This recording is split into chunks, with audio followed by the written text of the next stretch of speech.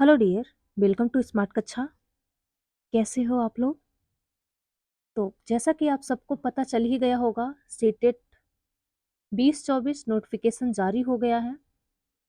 कल शाम से ही फॉर्म फिलअप होने लगा है और सारा कुछ वैसे ही है, कोई चेंजिंग नहीं है। आप सबको पता होगा अगस्त में जो एग्ज़ाम हुआ था वो ऑफलाइन हो गया था और अभी ऑफलाइन ही होगा एग्ज़ाम।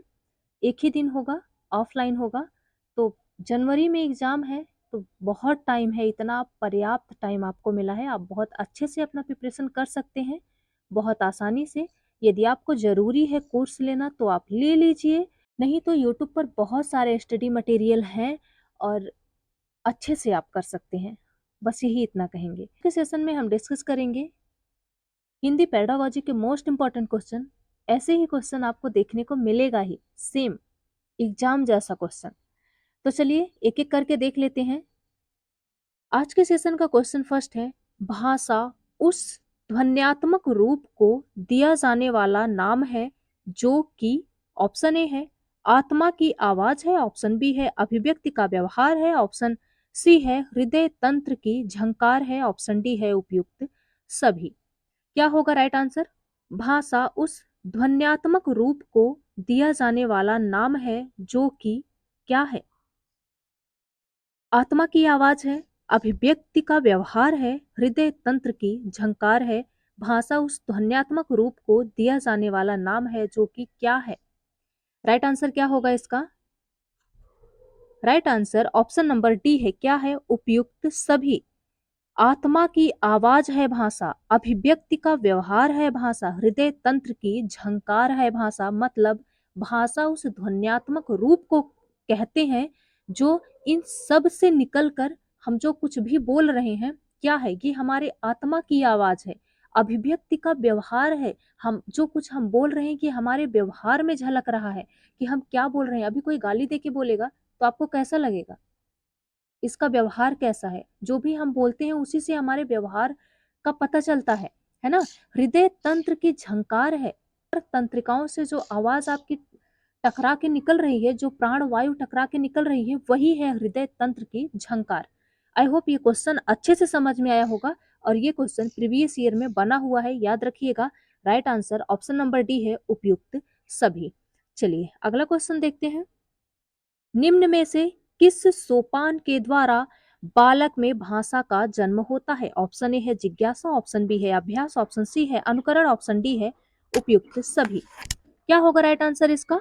निम्न में से किस सोपान के द्वारा बालक में भाषा का जन्म होता है? किसके द्वारा भाषा बालक में भाषा का जन्म होता है? क्या होगा राइट आंसर इसका?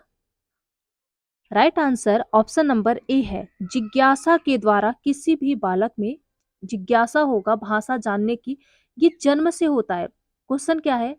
किस सोपान के द्वारा बालक में भाषा का जन्म होता है? जिज्ञासा।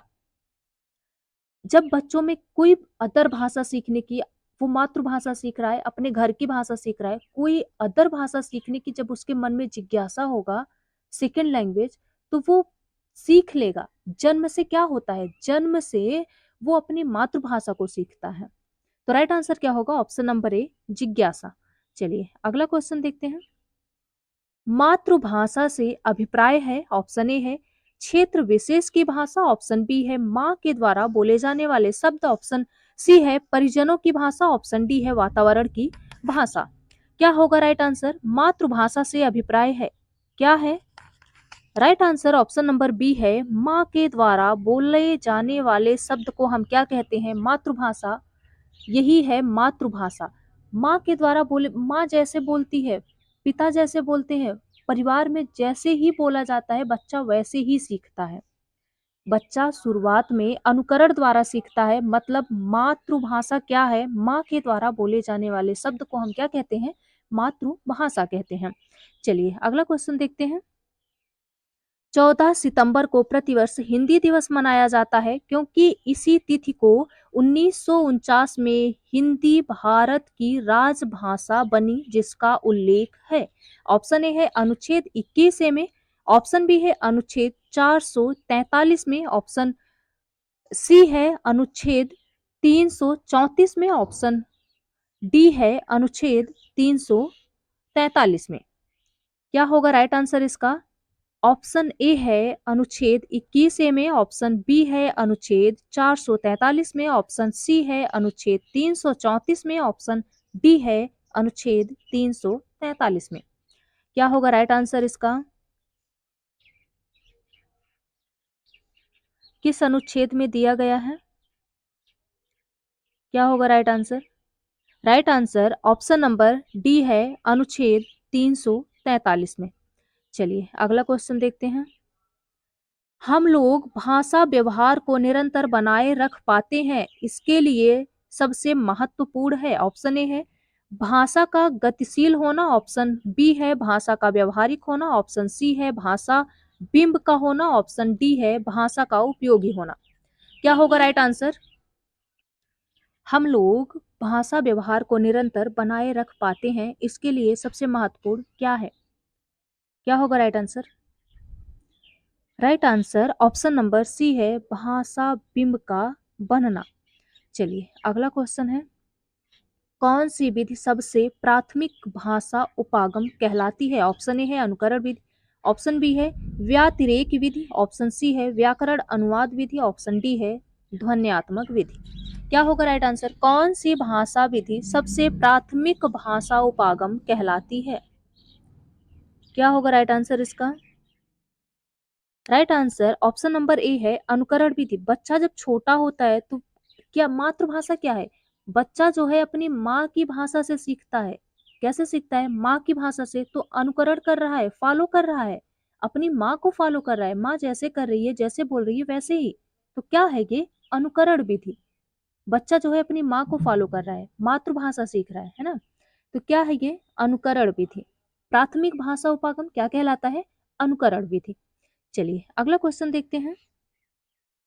शिक्षण विधि शिक्षण कार्य में सहयोग करती है। ऑप्शन ए है लक्ष्य प्राप्ति में, ऑप्शन बी है उद्देश्य प्राप्ति में, ऑप्शन सी है कभी लक्ष्य कभी उद्देश्य प्राप्ति में, ऑप्शन डी है लक्ष्य प्राप्ति तथा उद्देश्य पूर्ति में। क्या होगा राइट आंसर? शिक्षण विधि शिक्षण कार्य में सहयोग करती है। क्या होगा राइट आंसर इसका?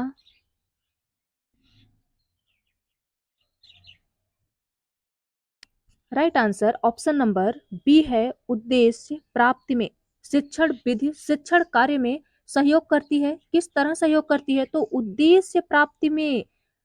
आप शिक्षण विधि, जैसे आपको हिंदी पढ़ाना है, हिंदी आप पढ़ा रहे हो बच्चों को, तो हिंदी पढ़ाने के लिए आप सस्वर वाचन का शिक्षण विधि का प्रयोग करेंगे। किस विधि का? मतलब सस्वर वाचन करेंगे, ना कि आप जो है मैथ का ट्रिक बताएंगे, साइंस का जो प्रयोगशाला है, साइंस के प्रयोगशाला में लेके जाएंगे बच्चों को, ऐसी शिक्षण विधि का प्रयोग करेंगे।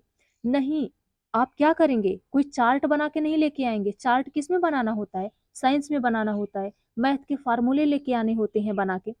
तो शिक्षण विधि शिक्षण कार्य में सहयोग करता है, किस लिए? उद्देश्य प्राप्त के लिए। आप किस उद्देश्य से बच्चे को पढ़ा रहे हैं? तो क्या होगा राइट आंसर इसका? ऑप्शन नंबर बी उद्देश्य प्राप्ति में शिक्षण विधि शिक्षण कार्य में सहयोग करती है। चलिए अगला क्वेश्चन देखते हैं। भाषा बिंब की उपयोगिता है। ऑप्शन ए है भाषा व्यवहार में, ऑप्शन बी है भाषा स्थायित्व में, ऑप्शन सी है भाषा विकास में, ऑप्शन डी है उपयुक्त सभी। क्या होगा राइट आंसर? भाषा बिंब उपयोगी होता है। किस लिए उपयोगी होता है? Right answer option number D है उपयुक्त सभी। भाषा व्यवहार में, भाषा स्थायित्व में, भाषा विकास में, मतलब सभी में भाषा बिंब उपयोगी होता है। चलिए अगला क्वेश्चन देखते हैं। अंतर्निहित भाषा दक्षता का संबंध डॉट डॉट के साथ है। ऑप्शन ए है जीन पियाजे, ऑप्शन बी है नॉम चॉम्स्की, ऑप्शन सी है बाइगोत्स्की, ऑप्शन डी है वर्नाड सा। क्या होगा राइट आंसर इसका? अंतर्निहित भाषा दक्षता का संबंध डॉट डॉट के साथ होता है। किसके साथ होता है? Right answer option number B है नॉम चॉम्स्की। चलिए अगला क्वेश्चन देखते हैं। कौन सा एक अन्य से भिन्न है? ऑप्शन ए है श्रवण कौशल, ऑप्शन बी है वाचन कौशल, ऑप्शन सी है पठन कौशल, ऑप्शन डी है उच्चारण कौशल। राइट आंसर क्या होगा? कौन सा एक अन्य से भिन्न है? कौन सा भिन्न है? Right answer option number D है उच्चारण कौशल। उच्चारण कौशल ये इन सब से भिन्न है। श्रवण कौशल, वाचन कौशल, पठन कौशल यानी उच्चारण कौशल सबसे भिन्न है। चलिए अगला क्वेश्चन देखते हैं। कौन सी विधि का स्व संशोधन विधि भी कहते हैं? कौन सी विधि को स्व संशोधन विधि कहते हैं? ऑप्शन ए है पेस्टोलॉजी विधि, ऑप्शन बी है जेके टॉट विधि, ऑप्शन सी है डाल्टन विधि, ऑप्शन डी है मांटेसरी विधि। क्या होगा राइट आंसर इसका? कौन सी विधि को स्व संशोधन विधि कहते हैं? Right answer option number B है। किस विधि को? जेको जेको टॉट विधि को क्या कहते हैं? स्व संशोधन विधि, जेको टॉट विधि को। चलिए अगला क्वेश्चन देखते हैं। आज के सेशन का ये लास्ट क्वेश्चन है। प्राथमिक स्तर पर बच्चों का भाषा विकास सर्वाधिक रूप से निर्भर करता है। ऑप्शन ए है भाषा की पाठ्य पुस्तक पर, ऑप्शन बी है भाषा के व्याकरण पर, ऑप्शन सी है बालक की परिपक्वता पर, ऑप्शन डी है समृद्ध भाषिक परिवेश पर। क्या होगा राइट आंसर? प्राथमिक स्तर पर बच्चों का भाषा विकास सर्वाधिक रूप से निर्भर करता है। क्या होगा इसका राइट आंसर? क्या होगा right answer? Right answer option number D है समृद्ध भाषिक परिवेश पर। प्राथमिक स्तर पर बच्चों का भाषा विकास सर्वाधिक रूप में निर्भर करता है। किस पर? समृद्ध भाषिक परिवेश पर। क्योंकि जिस परिवेश में, जिस क्षेत्र में, जिस जगह पे बच्चा रहता है वही लैंग्वेज सीखता है। आप ये सोचते हो ना कि कभी कभी बच्चा आसपास के पड़ोसियों के यहाँ ऐसे खेलने टहलने चला जाता है, तो कुछ बच्चे वहां गाली दे रहे होते हैं, बच्चा भी वही गाना, वही गाली, वही कुछ सीख के आता है। जब वो घर में बोलता है तो आप सोचते हो ये कहाँ से सीखा, कहाँ से सीखा, गया कहाँ था ये, है ना? तो कहाँ से? समृद्ध भाषिक परिवेश। आप उसे जिस परिवेश में, जिस वातावरण में रखेंगे बच्चा वैसा ही बन जाएगा, वैसा ही सीखेगा, वही भाषा वो सीखेगा। तो राइट आंसर क्या होगा इसका? ऑप्शन नंबर डी समृद्ध भाषिक परिवेश पर। तो ये रहे टोटल 12 क्वेश्चन आज के सेशन में हमने सॉल्व किया। आई होप सारे क्वेश्चन आपको बहुत अच्छे से समझ में आए होंगे। पेडागोजी के क्वेश्चन डियर सिर्फ समझना जरूरी है। आपको ये नहीं कि जैसे ही क्वेश्चन है ऐसे ही क्वेश्चन देखने को मिलेगा। हाँ मिलता है, बिल्कुल मिलता है। प्रीवियस ईयर हम सॉल्व करेंगे, ये प्रीवियस ईयर के ही क्वेश्चन है जो ऑनलाइन एग्जाम हुआ है। सारा प्रैक्टिस हम करेंगे, सारा कुछ अच्छे से सॉल्व करेंगे। जितना हम सॉल्व कर किए रहेंगे, प्रीवियस ईयर का बहुत सारे क्वेश्चन देखने को मिलते हैं, रिपीट क्वेश्चन बहुत होते हैं, बट ये भी है कि उसी से संबंधित क्वेश्चन पूछे जाते हैं। पेडागोजी में उसी से संबंधित क्वेश्चन पूछे जाते हैं। ऑप्शन वही रहेगा, क्वेश्चन भी वही रहेगा, थोड़ा सा लैंग्वेज चेंज रहेगा। जब आप अच्छे से समझे रहेंगे तो आपका क्वेश्चन गलत नहीं होगा। समझना जरूरी है। तो हम टॉपिक भी पढ़ेंगे, क्वेश्चन भी सॉल्व करेंगे, प्रीवियस ईयर भी सॉल्व करेंगे, ताकि सीटेड सिर्फ क्वालिफाई नहीं बल्कि अच्छे मार्क्स से हम ये कहें कि जितना टाइम बचा है आपके पास उतने टाइम में खुद को इतना ज़्यादा तैयार कर लीजिए, आप 130 प्लस ही रहें, बेस्ट रहेगा। इतना जितना कह रहे हैं आप इतना करते जाइए, इतना कर लीजिए। कितना आप टॉपिक पढ़ लीजिए, प्रैक्टिस करिए। प्रीवियस ईयर बहुत जरूरी है, प्रीवियस ईयर सॉल्व करना बहुत जरूरी है। और इससे भी ज्यादा जरूरी है ओएमआर सीट पर प्रैक्टिस। आप ओएमआर सीट पर जितना प्रैक्टिस किए रहेंगे आपके लिए बहुत ज़्यादा बेनिफिट मिलेगा आपके एग्जाम में। क्योंकि जो सीटेट का एग्जाम होता है वो टाइम टेकिंग होता है, क्वेश्चन इतने लॉन्ग होते हैं कि आपको वही पढ़ने में ही 1 मिनट निकल जाएगा। तो गोला जब भरना होगा तब आप क्या करेंगे? तो प्रैक्टिस बहुत ज़रूरी है। स्पीड आपकी क्या है, आप किस स्पीड से समझ रहे हैं, ये जरूरी होता है। क्वेश्चन सभी सॉल्व कर लेंगे, घर पे बैठ जाओ आराम से सॉल्व करना, बहुत अच्छे से सॉल्व कर लोगे और बहुत अच्छे अंक आपके आएंगे जो भी आप प्रीवियस ईयर सॉल्व करोगे, जो भी आप करोगे। बट होता क्या है वहाँ पे? स्ट्रेस होता है।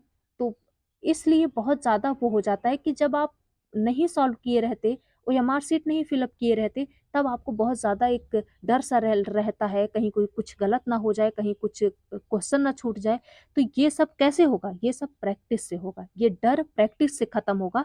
प्रैक्टिस भी करेंगे, क्वेश्चन भी सॉल्व करेंगे, प्रीवियस ईयर सॉल्व करेंगे और इसके बाद हम क्या करेंगे? टॉपिक भी पढ़ेंगे, क्वेश्चन कहाँ से पूछेगा। तो चलिए आज यही इन करते हैं, मिलते हैं अगले सेशन में नए नए क्वेश्चन के साथ। बने रहिएगा आप अपने चैनल स्मार्ट कक्षा के साथ, आपको यहाँ से बेस्ट ही मिलेगा। और लास्ट में एक कीवर्ड आपको हमेशा बताते चलेंगे पेडागोजी सॉल्व करने के लिए। यदि आप थोड़ा सा वीक पढ़ रहे हैं पेडागोजी सॉल्व करने में, वो ट्रिक आपके बहुत काम आएगी, ये भी आपको बताएंगे, पर अभी नहीं, लास्ट में। अभी हम अच्छे से पढ़ लेते हैं, इसके बाद सब कुछ करने के बाद भी कहीं हम फंसते हैं तो निकलने का कुछ तो चांस होना चाहिए ना, तो वो ट्रिक बहुत काम आने वाली है। तो चलिए मिलते हैं नेक्स्ट वीडियो में, बने रहिएगा अपनी चैनल स्मार्ट कक्षा के साथ। Thanks for watching, thank you so much.